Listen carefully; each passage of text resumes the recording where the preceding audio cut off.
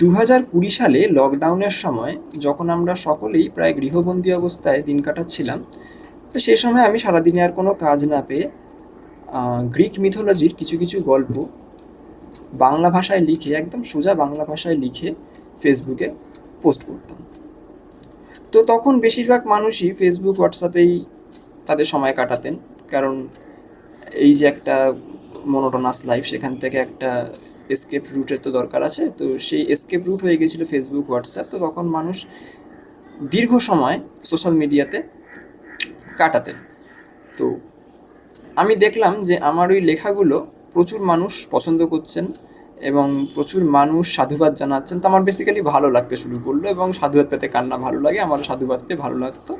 এবং আমি একটা নতুন উদ্যম নিয়ে প্রতিদিন একটা করে গল্প লিখে ফেসবুকে পোস্ট করতাম।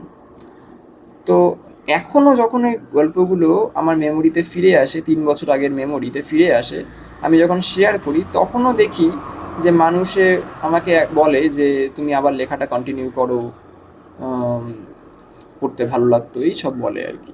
কিন্তু সত্যি কথা বলতে আমার তো এখন আর পড়ার সময় হয় না, তো সেই কারণে আমি লিখতে পারি না। তখন লকডাউনের সময় একটা অফুরান সময় আমাদের সকলের হাতে ছিল, পড়বার জন্য একটা অফুরান সময় ছিল। বড় বড় পোস্ট হতো, আমার গল্পগুলো যথেষ্ট বড় বড় করে লিখতাম। তো সেগুলো মানুষ ধৈর্য নিয়ে যেরকম পড়তেন, আর আমিও ধৈর্য নিয়ে লিখতে পারতাম। কিন্তু এখন তার অভাব, তো এখন আর লেখা হয় না। কিন্তু কিছু কিছু মানুষ আছেন যারা পার্সোনালি আমাকে ইনবক্সে এসে তখনও বলতেন, এখনও বলেন, সেটা হচ্ছে যে আমি একদম বিগিনার লেভেল থেকে গ্রিক মিথোলজির গল্পগুলো পড়তে চাই বা জানতে চাই, আমি কি কি বই পড়ব।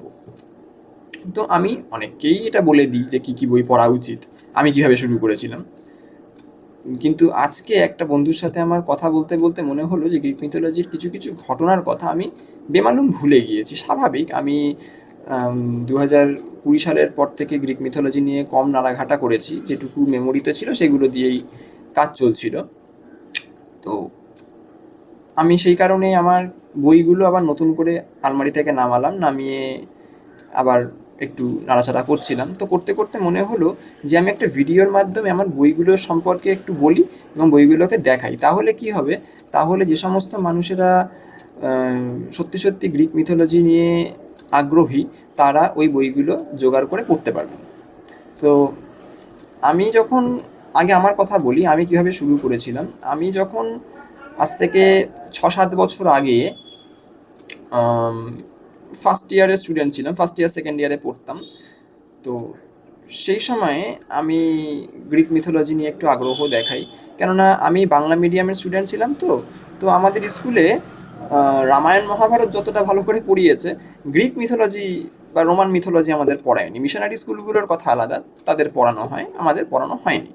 তো ফলে আমি এতদিন পর্যন্ত কিছুই জানতাম না। তো ফার্স্ট ইয়ার সেকেন্ড ইয়ারে উঠে আমার আগ্রহ জন্মায়, গ্রিক মিথোলজির ব্যাপারগুলো সম্পর্কে ছোটো ছোটোভাবে জানতে পারি। তখন আমি আমার প্রফেসরসদের কাছে গিয়ে জিজ্ঞাসা করেছিলাম যে আমাকে যদি একটু বলে দেন যে কোন বই আমার পড়া উচিত, তাহলে আমার একটু সুবিধা হয়। তো তখন আমাকে তারা যে সমস্ত বইগুলো রেফার করেছিলেন, সেই সমস্ত বইগুলোই আমি আজকে একটু বলবো।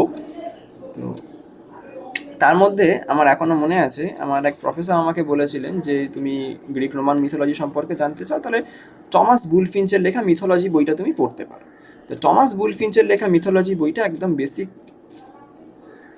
পাঠকের জন্য, মানে বেসিক লেভেল যাদের, যে সমস্ত পাঠকদের, তাদের জন্য খুব ভালো।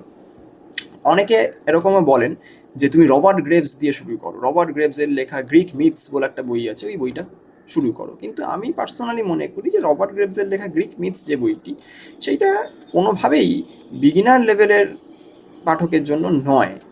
যারা ইনিশিয়াল স্টেজে আছে, আমি যখন ইনিশিয়াল স্টেজে ছিলাম, তো তখন যদি রবার্ট গ্রেভস কেউ খুলে বসে, তাহলে তার একদিন কেন, 1 ঘন্টার মধ্যে গ্রিক মিথোলজি সম্পর্কে সমস্ত কৌতূহল, সমস্ত আগ্রহ চলে যাবে। তার কারণ হচ্ছে ওই বইটাতে মানে এতটা ইন্ট্রিকেট ওয়েতে লেখাগুলো রয়েছে। এবং যখন রবার্ট গ্রেভস বইটি লিখেছেন, বইটি নো ডাউট একটা ক্লাসিক, কিন্তু বইটি যখন লিখেছেন তখন রবার্ট গ্রেভস ধরেই নিচ্ছেন যে যারা এই বইটি এখন পড়ছেন তাদের বেসিক নলেজ রয়েছে গ্রিক মিথোলজি সম্পর্কে, তারা কিছু না কিছু জেনে তারপরে এই বইটা পড়তে এসেছেন। তো ফলে এই বইটা কখনোই বিগিনার লেভেলের বই নয়। অনেকে রেফার করে থাকে রবার্ট গ্রেভসের বই পড়ো, কিন্তু রবার্ট গ্রেভস কখনোই বিগিনারদের জন্য নয়। তাহলে বিগিনারদের জন্য কোন বই? আমাকে আমার প্রফেসররা যে সমস্ত বইগুলো সাজেস্ট করেছিলেন, তা আমি সেই বইগুলোই সকলকে দেখাতে চাই। তার মধ্যে প্রথম যে বইটা আমি দেখাতে চাই সেটা হচ্ছে এইটা, বুলফিঞ্চের মিথোলজি। এই যে টমাস বুলফিঞ্চের মিথোলজি, যেই বইটার কথা একটু আগে বলছিলাম। তো এই বইটার মধ্যে কি আছে? এই বইটার মধ্যে বেসিক্যালি এটাই আছে যে যেই গল্পগুলো আমি ফেসবুকে এতদিন ধরে বাংলাতে লিখতাম, সেইটাই ইংরেজিতে এই বইটাতে লেখা রয়েছে। এবং ওই রকম ফেয়ারি টেল বা ওই রকম একটা মানে ফোক টেলসের আকারে সুন্দর করে গুছিয়ে লেখা রয়েছে। ঠিক আছে? তো এই বইটা আমি প্রথম পড়ি যখন আমি সেকেন্ড ইয়ারে পড়তাম। তো যখন আমি সেকেন্ড ইয়ারে এই বইটা প্রথম পড়ি, আমিও মজার ছলেই পড়তাম, পড়তে ভাল লাগতো। বললাম না যে একটা মিথোলজির গল্পগুলো রূপকথার গল্পের মতন করে লেখা রয়েছে ইংরেজি ভাষায়, ওয়ান্স আপন আ টাইম এরম করে লেখা রয়েছে। ঠিক আছে? তো এই বইটা খুব সুন্দর একটা বই, বুলফিঞ্চের মিথোলজি। টমাস বুলফিঞ্চ একজন রোম্যান্টিক পিরিয়ডের একজন প্রফেসর, টমাস বুলফিঞ্চ। তা তিনি তাদের ছাত্রদের বোঝার সুবিধার্থে এই একটা ছোট গাইড বুকের মতন একটা লেখেন এই মিথোলজি বইটা। এবং বইটা এখন ক্লাসিক হয়ে গেছে। এই বইটা একটা ক্লাসিক বই, টমাস বুলফিঞ্চের মিথোলজি। তো এটার মধ্যে বেসিক্যালি গ্রিক আর রোমান মিথোলজি নিয়ে আলোচনা করা আছে। এবং ইউনিভার্সালি আমরা যেটাকে ক্লাসিক্যাল মিথোলজি বলে থাকি, তো এই ক্লাসিক্যাল মিথোলজিটা অ্যাকচুয়ালি রোমান আর গ্রিক মিথোলজিকেই ক্লাসিক্যাল মিথোলজি বলা হয়ে থাকে। তো সেই ক্লাসিক্যাল মিথোলজি নিয়েই টমাস বুলফিঞ্চের এই বইটা লেখা। এরপরে যে বইটার কথা আমি বলবো সেটা হচ্ছে যে এই বইটা, যেই বইটার হার্ড কপি এতদিন পর্যন্ত আমার কাছে ছিল না। গতকালকে আমার এক বন্ধু, আমার স্কুলের এক বন্ধু, আমার বেস্ট ফ্রেন্ডও বলা যায়, তো সেই বন্ধু আমাকে এই বইটা কালকে গিফট করেছে। সেটা হচ্ছে এডিথ হ্যামিল্টনের লেখা মিথোলজি। এই এডিথ হ্যামিল্টনের লেখা মিথোলজি আর বুলফিঞ্চের mythology more or less same বই। দুটোর মধ্যে যে কোনো একটা বই ঠিক মতন পড়া থাকলেই চলে, কারণ দুটোর মধ্যে সেম জিনিসই লেখা রয়েছে। তবে আমার পার্সোনালি এডিথ হ্যামিল্টনের বইটা বেশি পছন্দ। আমি এডিথ হ্যামিল্টনের বইটা বহু আগেই পড়েছি, সেকেন্ড ইয়ার থার্ড ইয়ারের সময়তেই পড়েছি পিডিএফ ভার্সনে। বইটার একটু দাম আছে, মানে দামি বই বলে আমার এতদিন সংগ্রহে ছিল না, তো আমি কিনতে পারিনি। আমি বুলফিঞ্চের বইটা দিয়েই কাজ চালাতাম। বুলফিঞ্চের বইটাও যথেষ্ট ভালো বই। বুলফিঞ্চের বইটা এডিথ হ্যামিল্টনের মতন অত দামি বই নয়।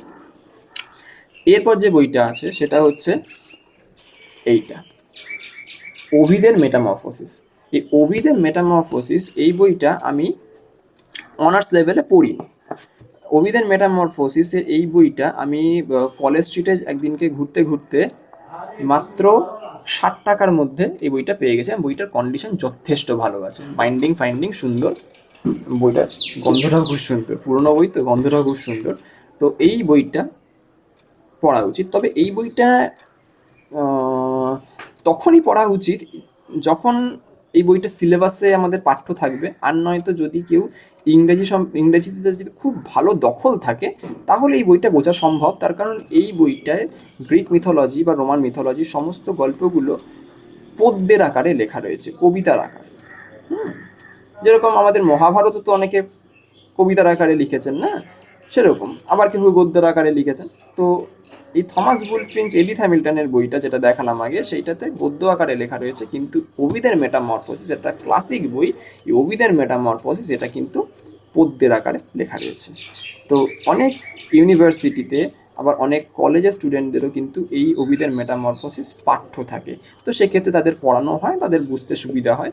কিন্তু এগুলো একদমই বেসিক লেভেলের বই। তারপরে যে বই দুটোর কথা আমি বলতে চাই সেটা সকলেরই জানা সেই বই দুটো, এবং এই বই দুটো ছাড়া কিছু হবে না। এটা হচ্ছে এক, হোমারের ইলিয়াড। এই যে বইটার একটু করুণ অবস্থা, আমার বইটার একটু করুণ অবস্থা হোমারের ইলিয়াডের, মানে বাইন্ডিংটাও একটু খারাপ। আমি এতবার পড়েছি বইটা, এতবার পড়েছি, মানে অন্তত কিছু না হলেও 4বার তো পড়েইছি। ফার্স্ট টু লাস্ট 4বার আমার পড়া। এবং বইটার মধ্যে মানে বাইন্ডিংয়ের এত খারাপ অবস্থা, যাই হোক কি আর করা যাবে, পরে একটা ভালো এডিশন কিনে নেবো। এইটাতে এতবার পড়েছি, বইটা খারাপ হয়ে গেছে। তো হোমারের ইলিয়াড এই বইটা আমি ওই অনার্স লেভেল থেকেই পড়ছি। তো এই বইটাও আমি পুরনো সেকেন্ড হ্যান্ড একটা বই কিনেছিলাম। এই বইটা সকলের পড়া উচিত, বারবার করে পড়া উচিত। এবং সাথে হোমারের ওডিসি, এইটা আমি অনার্স লেভেলে পড়িনি। এই বইটা আমাকে আজ থেকে 2-3 বছর আগে আমার একজন প্রফেসর, তিনি আমাকে গিফট করেছিলেন আমার জন্মদিনে। তো এই হোমারের ওডিসি, হোমারের ইলিয়াড, ওভিদের মেটামরফোসিস, এডিথ হ্যামিল্টনের মিথোলজি, বুলফিঞ্চের মিথোলজি, আর একটা বই, লাস্ট একটা বই বলে ভিডিওটা শেষ করে দেবো, অনেক বড় হয়ে যাচ্ছে ভিডিওটা। সেটা হচ্ছে, যদি সম্ভব হয়, কেউ যদি চায়, তাহলে এই বইটা, এই যে ভার্জিলের দ্য ইনিড, এই বইটা পড়া উচিত। ভার্জিলের ইনিড বইটাতে অ্যাকচুয়ালি যেটা বলা আছে সেটা হচ্ছে ট্রোজান ওয়ারের সময়, মানে ইলিয়াডের যে ঘটনাটা, ট্রোজান ওয়ারের সময় একজন চরিত্র ছিল যার নাম ছিল ইনিয়াস। তো এই ইনিয়াসের জীবন নিয়ে ভার্জিল একটা পুরো কাব্য লিখেছিলেন, তো তার নাম হচ্ছে দ্য ইনিড। যেরকম ট্রোজান ওয়ারের যে চরিত্র, বীর চরিত্র ওডিসিয়াসের চরিত্র নিয়ে যে কাব্যটা লিখেছিলেন হোমার, যার নাম ওডিসি, সেরকম ভার্জিল যেটা করেছিলেন সেটা হচ্ছে ইনিয়াসের চরিত্র নিয়ে যে কাব্যটা রচনা করেছেন সেটা হচ্ছে দ্য ইনিড। এই বইটাও আমি কলেজ স্ট্রিট থেকে কিনেছিলাম। এই বইটার অবস্থাটাও খুব একটা ভালো নয়, কিন্তু যাই হোক, কাজ চলে যায় আমার। পেঙ্গুইন এডিশনের এই বইটা।